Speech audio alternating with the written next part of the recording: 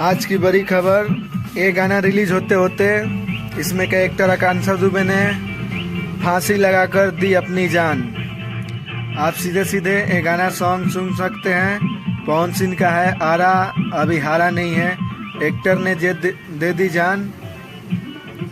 इसका पीछे किसका हाथ है, क्या वजह है, पुलिस मामले की जांच कर रही है। बनारस में के होटल में आकांक्षा दुबे ने दी है जान।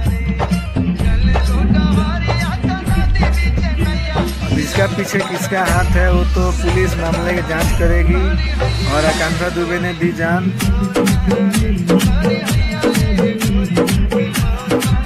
ये गाना मात्र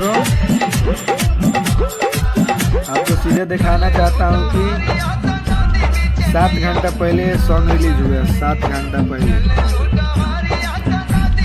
7 घंटा पहले सॉन्ग हुआ और उधर से खबर आया कि आकांक्षा दुबे ने दे दी जान।